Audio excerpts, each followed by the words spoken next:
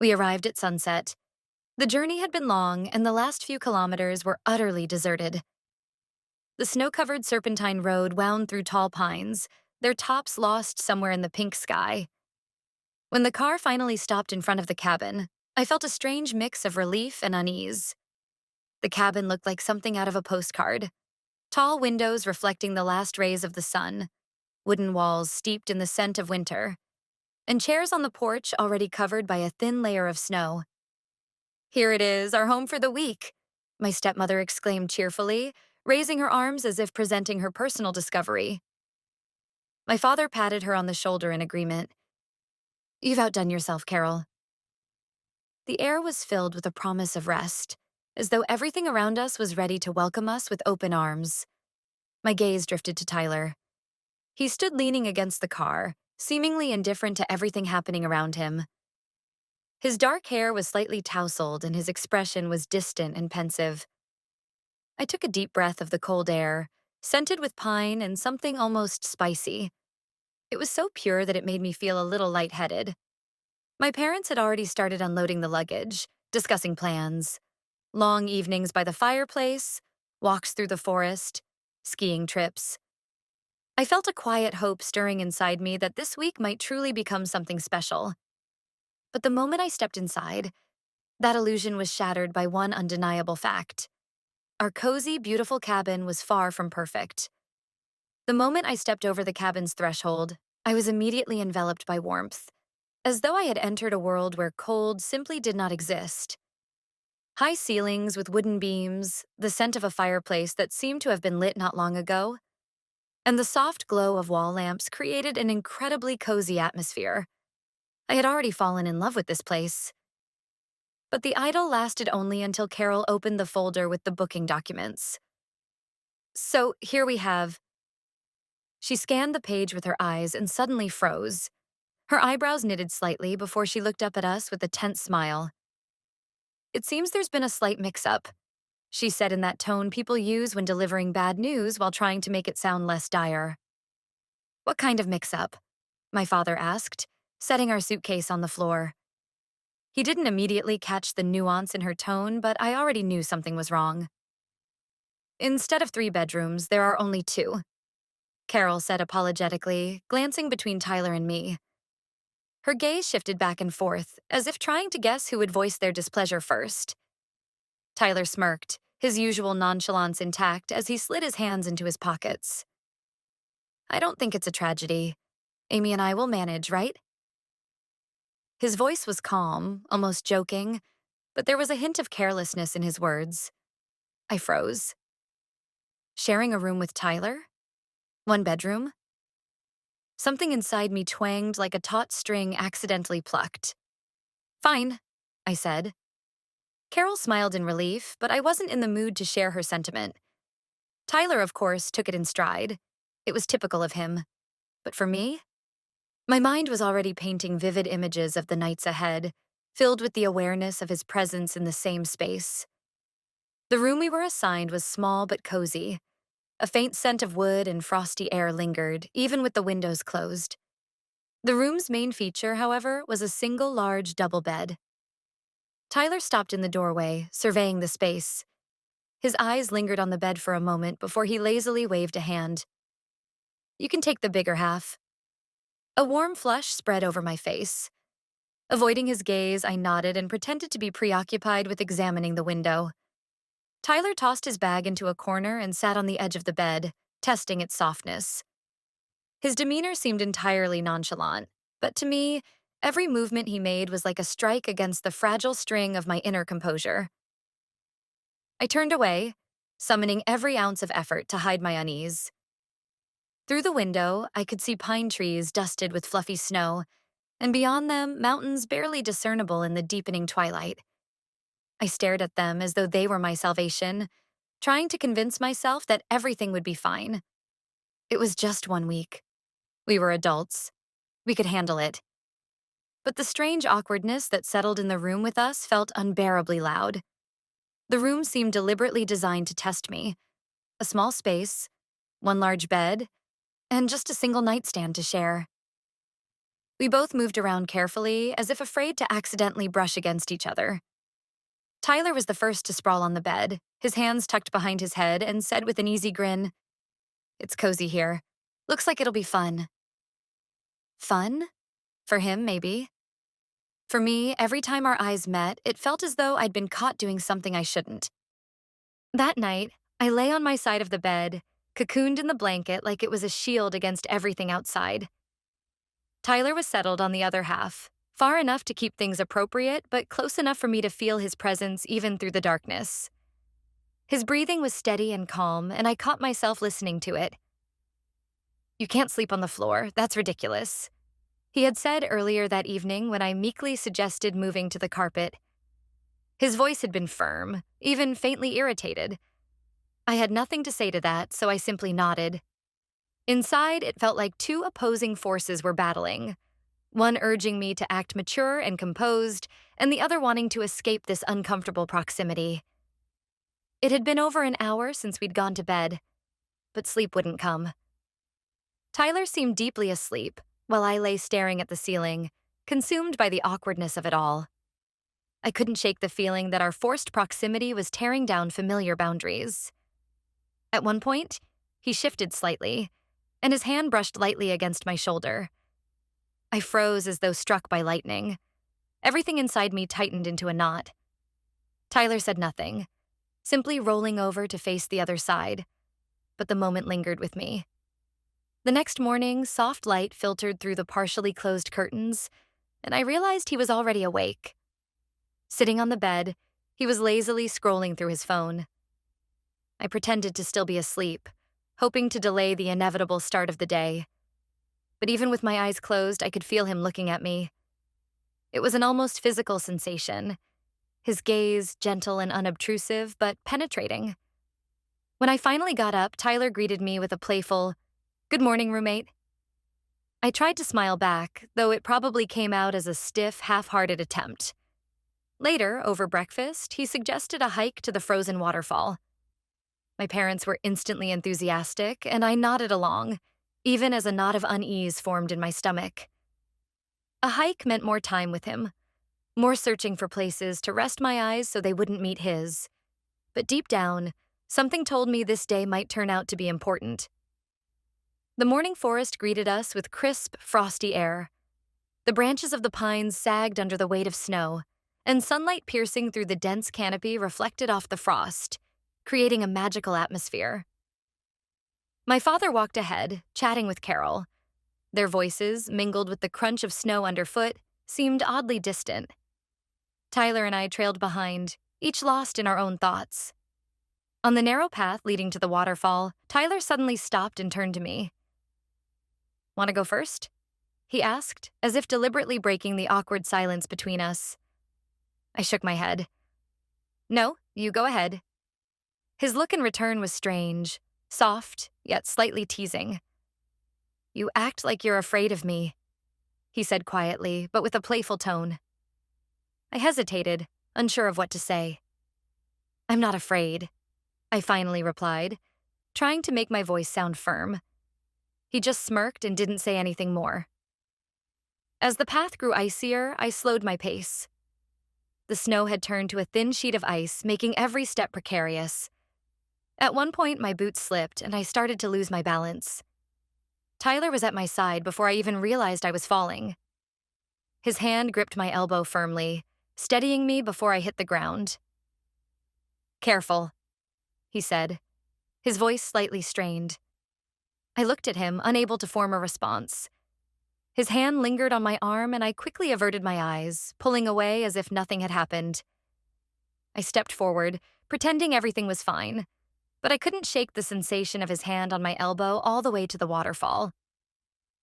When we arrived, the sight was breathtaking.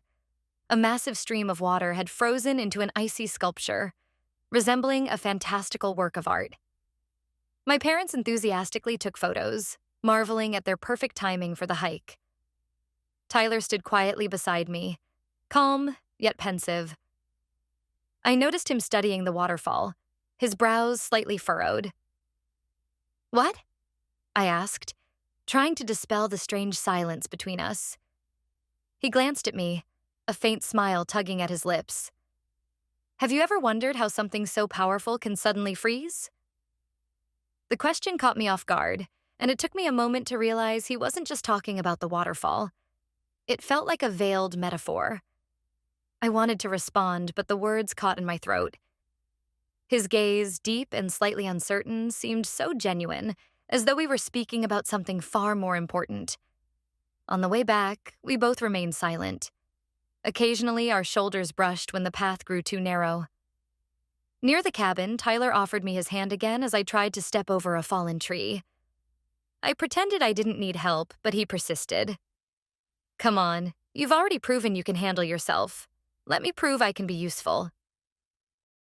Word by word, his smile and tone carried the same effortless charm he always had. But now there was something different. Something that made me see him in a new light. By the time we returned to the cabin, I felt exhausted, but not physically. His words, his looks, his gestures, they all circled endlessly in my mind. Something was shifting between us, but I couldn't put it into words. Perhaps I didn't want to. The evening promised to be warm and cozy. We all gathered by the fireplace, where logs crackled, filling the room with soft light and the scent of resin. My parents pulled out a board game that Carol had brought specifically for evenings like this. It was a sort of strategy game, where you built castles and claimed territories. The perfect way to spend the night, she announced cheerfully. Tyler sat across from me, casually spreading his game pieces in front of him. His movements were always relaxed, but I noticed how every now and then his gaze lingered on me. Each time I pretended to focus on the game, but whenever our eyes met, I lost track of what was happening. Hey, it's your turn, he reminded me, raising an eyebrow. Oh, right, I said, letting out a nervous laugh as I picked up the dice. I felt like a schoolgirl caught daydreaming about something inappropriate. The game was lively. My father didn't hide his excitement at every successful move, and Carol kept teasing him, while I tried to concentrate on my strategy. Yet my thoughts kept drifting back to Tyler. He seemed to be enjoying himself. Occasionally, he cracked jokes that had everyone laughing, and sometimes he even helped me, suggesting where to place a piece. You don't mind a little advantage, do you? He asked, and I couldn't help but smile. At one point, my dad got up to make some tea. Carol followed him to the kitchen, leaving Tyler and me alone. He leaned back in his chair, watching the fire. Do you like it here? He asked, his voice unexpectedly calm. Very much, I replied, feeling my voice waver. It was such a simple question, but it carried an undercurrent, as if he was testing my mood or reaction. Me too. It's quiet here almost, like another world, he said, his eyes still fixed on the fire. I nodded, though I wasn't sure he noticed. The firelight played across his face, and in that moment he looked more serious than usual. The lightheartedness he'd shown during the game was gone. When my parents returned, the game resumed. I found myself struggling to focus. Tyler seemed to have become the center of my attention, even when he wasn't speaking. When the game ended, we took a few group photos. Carol insisted that everyone smile, and I tried to look casual, but I was acutely aware of how close Tyler was standing. His hand brushed against mine, barely a touch, but it sent a ripple through me.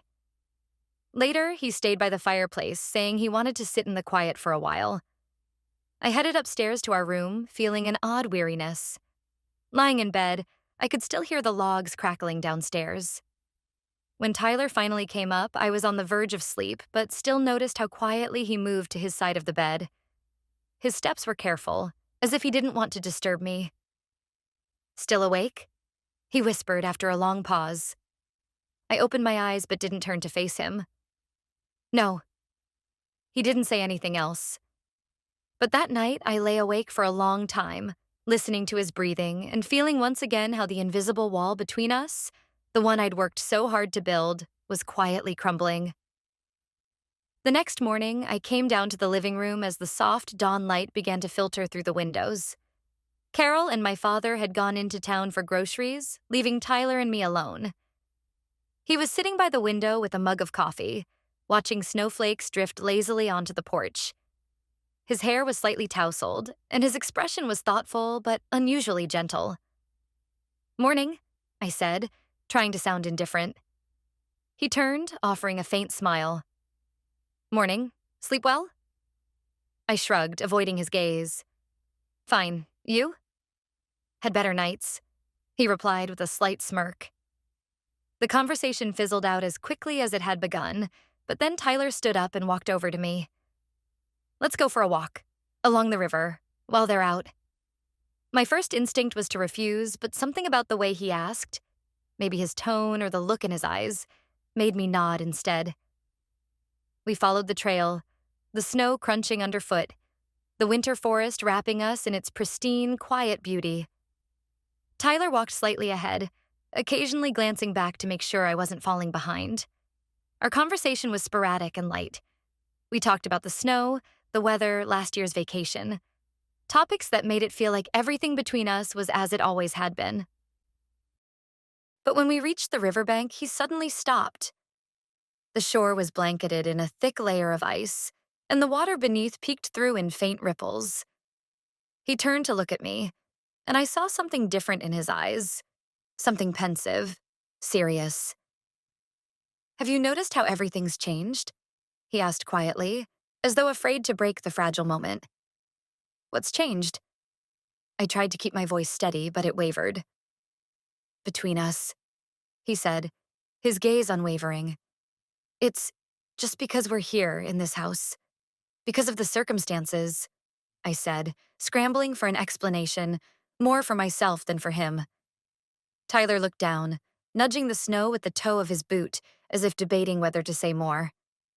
"Maybe, but I'm not so sure."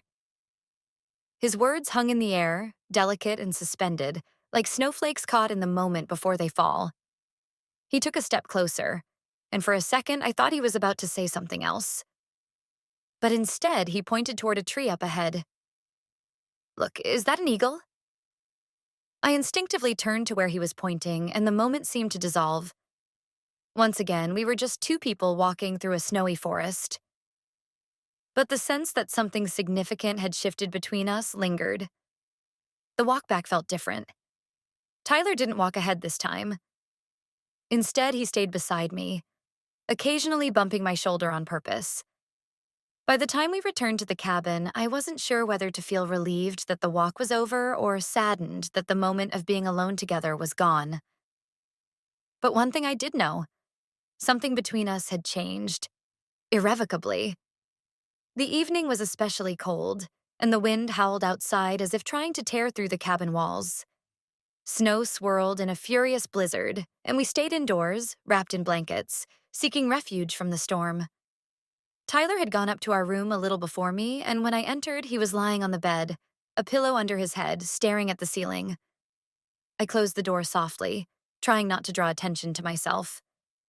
After taking off my sweater and pulling on a hoodie, I slid onto my side of the bed, doing my best to maintain the illusion of a clear boundary between us. Tyler kept his gaze fixed on the ceiling, but broke the silence suddenly. "Don't you think it's weird how quiet it is here?" I looked at him, surprised. "Well, it's the forest. Where would the noise come from?" He chuckled softly. "Yeah, but this quiet is different. It's like it forces you to think about things you usually try to ignore." His words caught me off guard. The room really was too quiet, with only the wind howling faintly outside the window. It was the kind of silence I was beginning to hate. One that made every breath and every movement feel unbearably loud. I turned away, pulling the blanket up higher. "Why are you saying this?" I asked, my voice quieter than I intended. He didn't answer for a long time, but eventually he spoke. "Because it's true." Tyler shifted onto his side, and I felt the mattress dip slightly under his weight. He was closer than before. I couldn't see his face, but I could feel his gaze on my back. "Are you asleep?" he asked finally. I didn't answer right away. Part of me wanted to pretend I was asleep, but I knew it would be pointless. "No." I don't want you to think I'm acting strange, he said softly. It's just, these past few days, everything feels different. His voice was quiet, but there was a sincerity in it that he rarely showed. I stayed still, not turning to face him, but his words hit me harder than I wanted to admit. Don't you think it's just temporary? I tried to find something to say, something to stop this conversation before it went too far. Tyler exhaled, and I heard him shift closer. When he spoke again, his voice was almost at my ear. I don't know, but I don't think I can keep pretending I don't feel anything. His words struck me like the storm raging outside. I turned sharply onto my side to look at him. His face was close. Too close. Our eyes locked, and in that moment, everything I'd been trying to suppress became unbearably real. Tyler, this is wrong, I breathed, but my voice trembled, betraying the fact that I didn't fully believe it.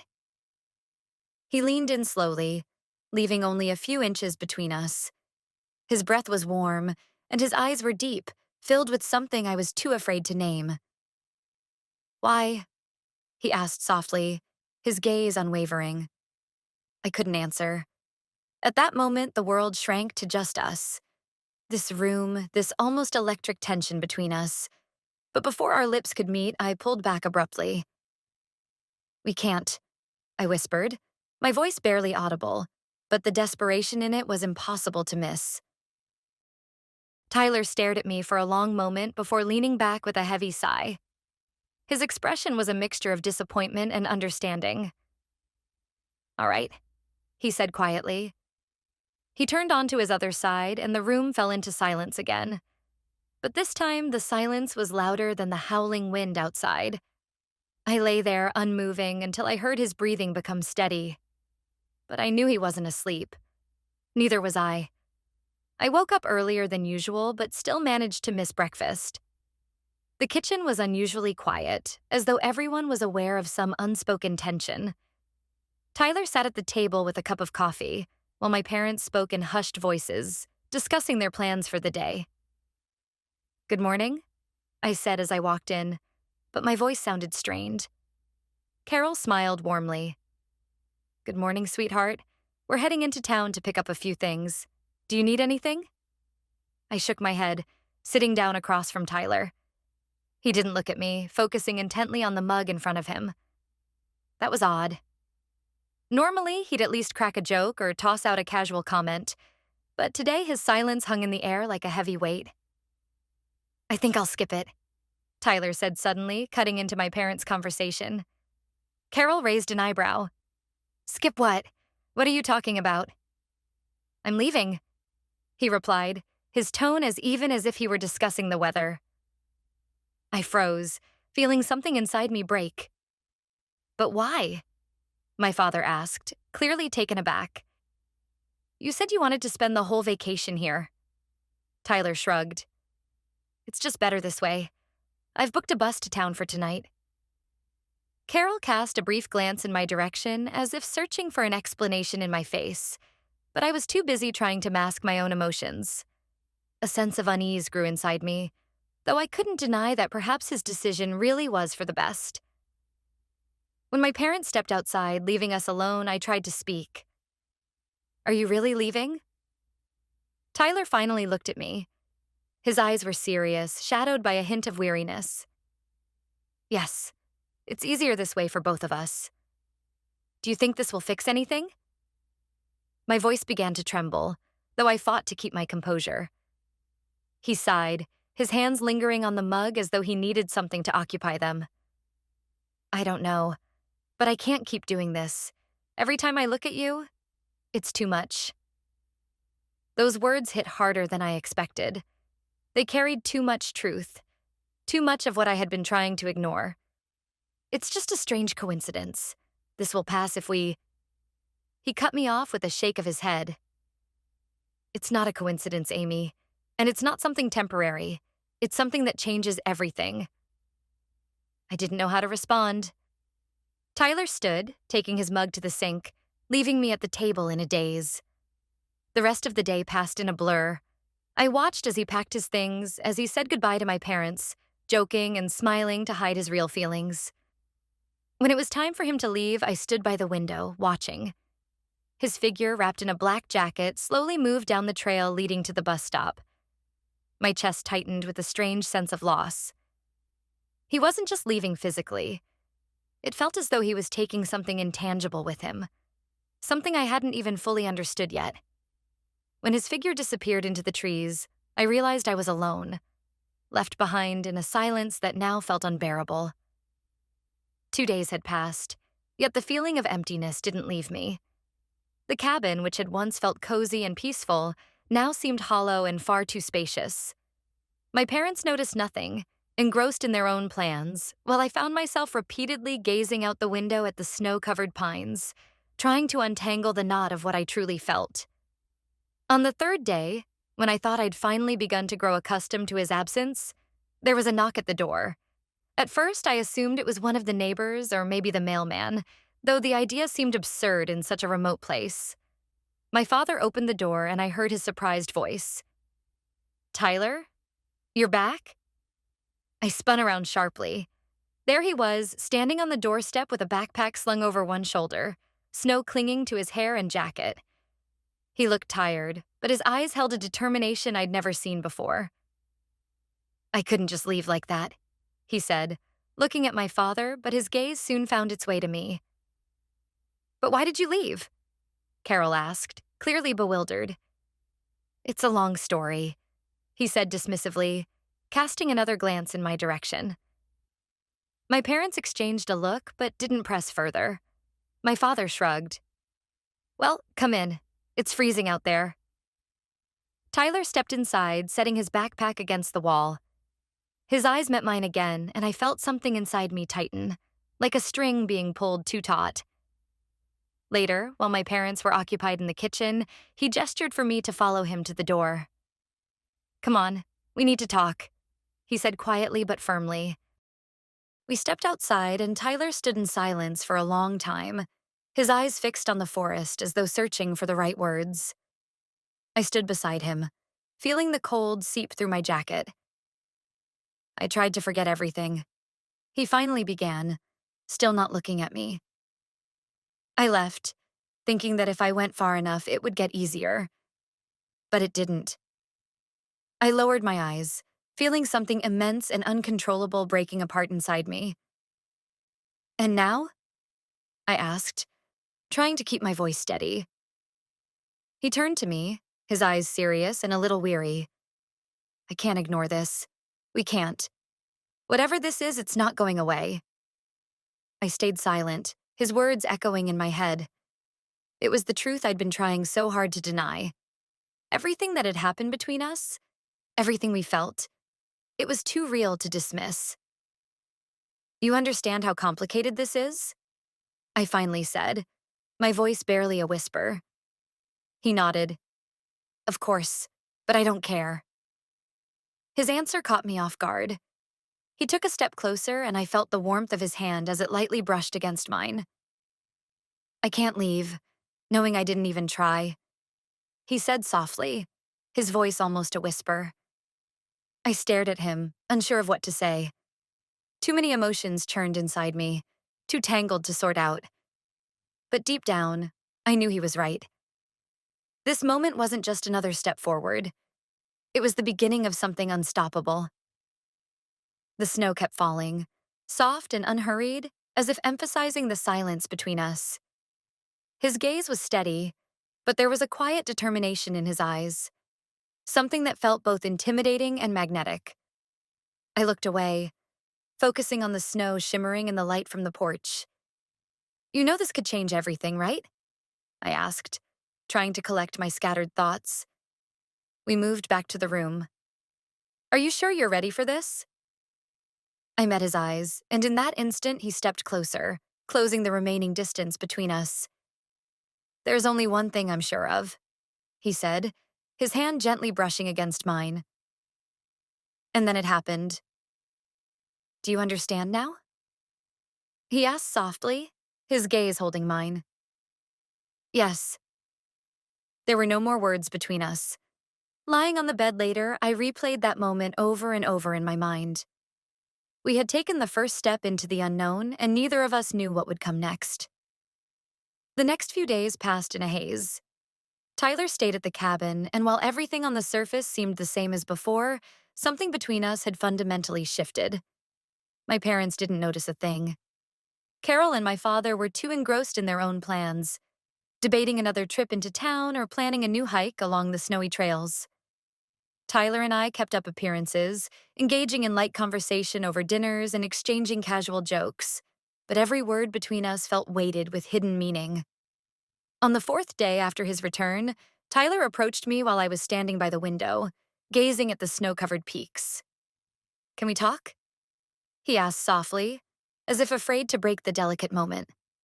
I turned to meet his eyes. "It's time," I replied, feeling my heart race.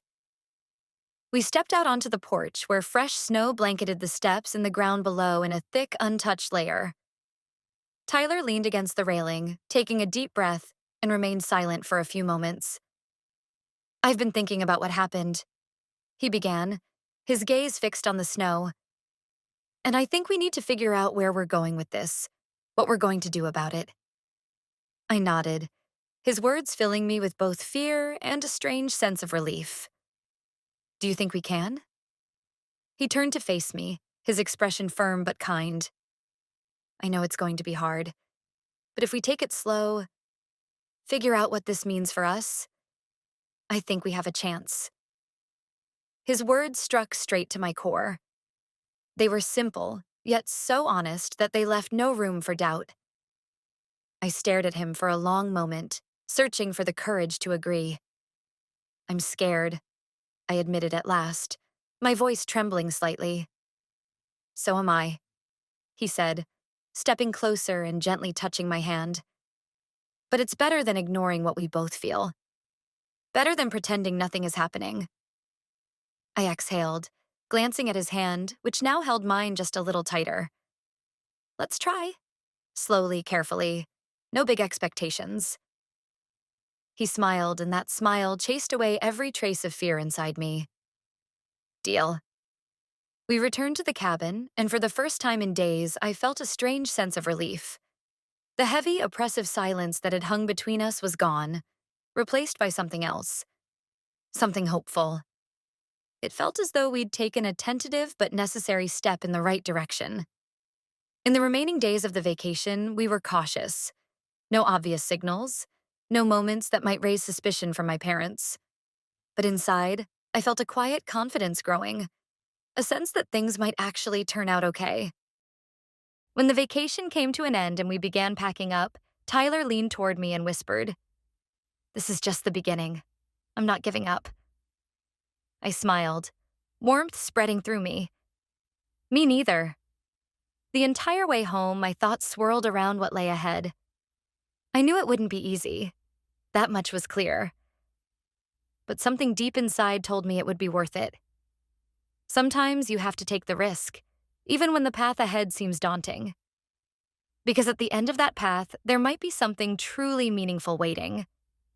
The house was behind us now, along with its cozy warmth, snow-covered serenity, and the strange magic that had bound us together over the past week. Returning to the real world felt both daunting and liberating. Tyler sat beside me in the car, his head bowed, lost in his own thoughts. My parents chatted and laughed in the front seats, their carefree demeanor giving the illusion that nothing had changed since before the trip. But for Tyler and me, everything was different. On the drive home, I found myself spiraling into uncertainty, wondering what would happen next. Could we hold on to this fragile, newly formed connection? Or would reality swallow us whole, erasing everything that had happened in the cabin? When we finally arrived, Tyler stepped out first, helping to unload the bags.